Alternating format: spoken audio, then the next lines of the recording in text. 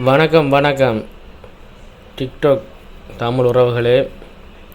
ஏனெண்டா இதுதான் காட்டுமாத கோயிலு பக்கத்தில் உள்ள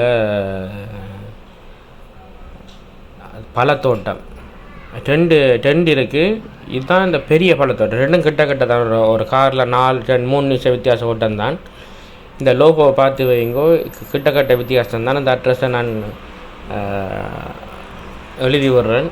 அந்த பெரிய தோட்டம் இது நான் 3 பிரிவாக போட போகிறேன். 3 பிரிவையும் பாருங்கள். நிறைய பெரிய தோட்டம். போனால் இந்த டைம் போங்க, போனால் தான் நல்லா. இந்த டைம் தான் நிறைய காயல் இருக்குது. நிறைய பேர் வந்து நிறைய ஜனம். நாங்கள் போனோம், நேற்று போனாங்க. நேற்று நிறைய ஜனம். எல்லாம் கடைகளுக்கும் முதலுக்கும் பழங்கள். இதுதான் வந்து மைஸ் வந்து இது வந்து முன்பக்கம் வந்து மைஸ் கொஞ்சம் அந்த பிஞ்சாக இருக்குது. இது வந்து இது நிறைய பழங்கள் இருக்குது. இது வந்து புவார் பழம் போல். புவார் மற்றது பொம்மில் நிறைய வகையான பொம்மல் இருக்குது. பச்சை, சிவப்பு, நல்ல இனிப்பாக இருந்துச்சு. நல்லா பொம். இந்த டைமில் இது தக்காளி, பச்சை தக்காளி. இதில் இந்த செக்ஷன் ஃபுல்லாக தக்காளி, அசோத்தை தக்காளி, டொமாட் செரிஸ் எல்லாம் நிறைய நின்றுச்சு. நிறைய நின்றது. பூசணிக்காய் நின்றது. அந்த வாட்டர்மெலன் நின்றது இருந்தது.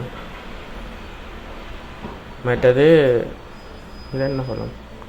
இது ஏதோ எனக்கே தெரியாது. ஒரு மஞ்சள் பழம் உண்டு. அந்த இது மாதிரி தான், இந்த பூசணிக்காய் மாதிரி தான் ஏதோ உண்டு.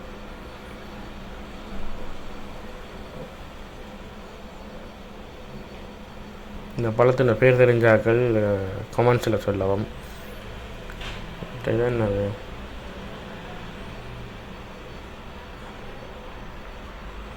நிறைய பேர் நின்றவே நான் ஆக்கள் எடுக்காமல் தடுக்கிறாரு கூடுதலாக வீடியோக்கள். அதான் பச்சை ஆப்பிள், சிவத்தாப்பிள்.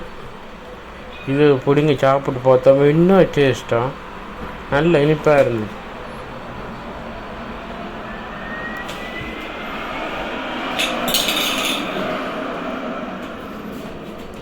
இது வந்து புவார் பழம் முன்னோக்கி இருக்கும், பின்னைக்கு இருக்குது. இந்த புவார் நல்ல டேஸ்ட், நல்ல இனிப்பாக இருந்துச்சு. நல்ல இந்த பெருசு ரெஸ்டாரண்ட்டுக்கு வர புவார். இது ஃபுல்லாக புவார் தான்.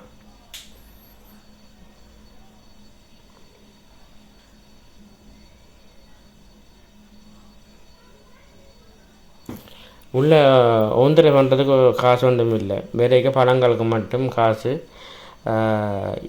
இதான் வந்து பின்னுக்குள்ள மைஸ் சோளம்.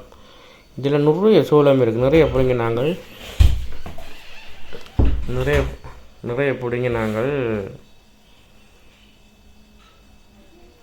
நல்ல சோளம் வந்து வீட்டையும் வச்சு சாப்பிட்டு நல்லா இருந்தது. நாங்கள் வந்து 30 கிலோ எடுத்தோம். நாங்கள் 10 கிலோ எடுத்தால்